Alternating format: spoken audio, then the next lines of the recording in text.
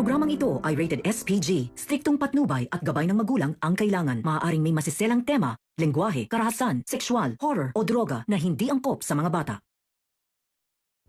Mga kaganapan sa Shining Inheritance. Habang nagpapatuloy ang Shining Inheritance, unti-unti nang nagpapakita ang mga tunay na kulay ng bawat karakter.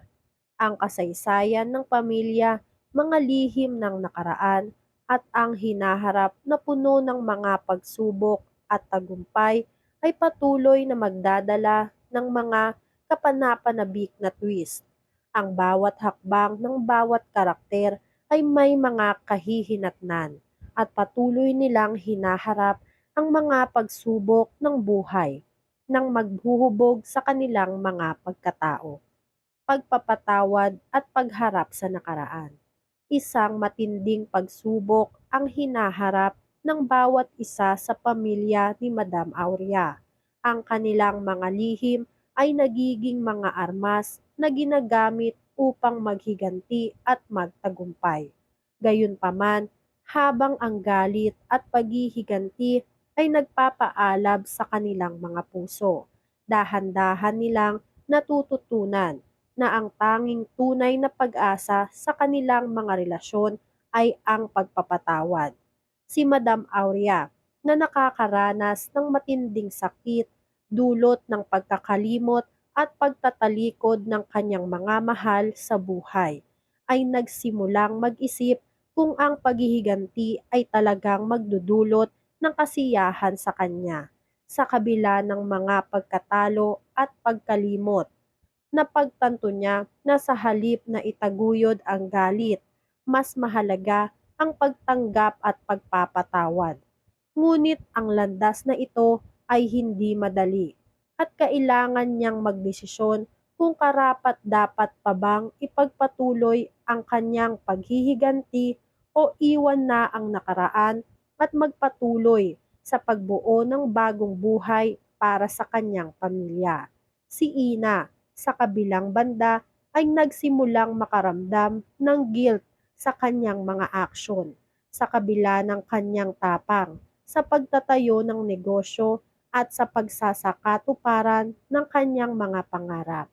Hindi niya maiwasang magtanong kung siya ba ay napapamahal na sa kanyang pamilya, lalong-lalo na kay Madam Aurea.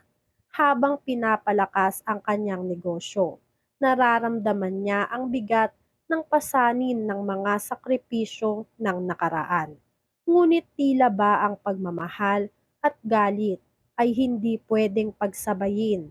Kailangan niyang pumili ng daan, ang maging loyal sa kanyang pamilya o sundan ang landas ng paghihiganti kay Joanna. Ang mga lihim ng nakaraan ay patuloy na lumulutang sa bawat desisyon ng mga pangunahing tauhan. Si Joanna, na tila nakalimot na sa tunay na halaga ng pamilya, ay nagsimulang mag-isip kung may natitira pa bang pagmamahal sa kanya ang kanyang mga kamag-anak.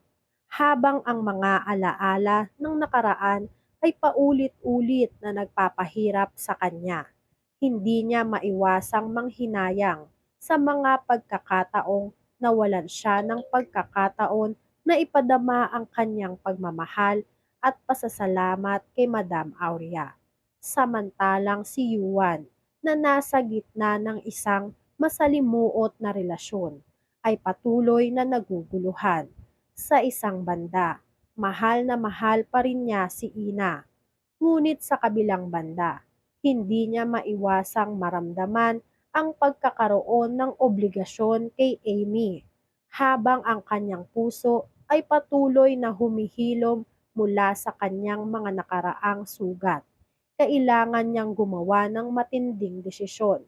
Manatili ba siya sa relasyon kay Amy na puno ng kalituhan o magsimula ng bagong buhay kasama si Ina? Ang pagbabalik ng lihim na pagmamahal. Habang ang bawat pamilya ay patuloy na hinaharap ang mga pagsubok, isang bagong lihim ang magbubukas ng mas malaking kwento. Ang mga relasyon na tila pinagtibay ng mga sakripisyo at pagkatalo ay magsasampantahan ng mga bagong pagsubok sa katapatan at tiwala. Si Yuan, sa kabila ng lahat ng nangyari, ay na maghahanap ng mga sagot sa mga tanong tungkol sa kanyang mga magulang, ang kanyang pagmamahal at kung paano niya matutulungan ang kanyang pamilya sa kanilang pinagdadaanan. Si Ina, sa tulong ni Madam Aurea, ay magsisimulang magplano ng mas matinding hakbang upang harapin ang mga kalaban nilang sina Joanna at ang kanilang mga kakampi. Ngunit habang nagpaplano siya, hindi niya rin maiwasang magtanong kung ito na ba ang tamang hakbang para sa kanya at sa kanyang pamilya. Ang mga desisyon na kanyang gagawin ay magpapakita kung gaano siya kalakas at kung gaano siya katiwala sa kanyang mga kakayahan, pag-ibig at pagkatalo. Sa gitna ng lahat ng ito, ang pangunahing tema ng kwento ay maghahayag ng isang mahalagang aral. Walang perpektong buhay. Ang bawat isa sa kanila ay mayroong sariling mga pagkatalo, mga pagkakamali at mga hiling na pangarap. Ngunit sa kabila ng lahat ng ito, ang pinakamahalaga ay kung paano nila haharapin ang mga pagsubok na dumarating at paano nila magagamit ang kanilang karanasan para magtulungan at magtagumpay sa huli. Ang pagbabalik ni Madam Aurea sa eksena ay magdadala ng mga bagong pagsubok at mas maraming alitan. Ngunit sa kabila ng lahat ng ito, ang kanyang layunin ay makuha ang nararapat na katarungan at mapagtanto ang halaga ng pamilya. Magiging isang magandang pagkakataon ito para kay Ina at Yuan na ipakita ang kanilang tunay na halaga at lakas sa kanilang pamilya at kung paano nila ipaglaban ang pagmamahal at pagkakaisa, hindi lang para sa kanilang mga sarili, kundi para na rin sa mga taong mahal nila. Ang kwento sa pag-asa at pagbabago.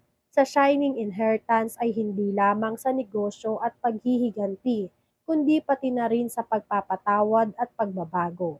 Sa bawat karakter, makikita natin ang mga pagsubok ng buhay, ang kanilang pakikibaka upang makamit ang kanilang mga pangarap, at kung paanong mga pagkatalo at mga pagkakamali ay nagiging pagkakataon upang magbago at magtagumpay.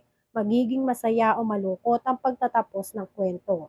Ngunit ang pinakamahalaga ay kung paano natuto ang bawat isa mula sa kanilang mga karanasan at patuloy na lumalaban sa buhay.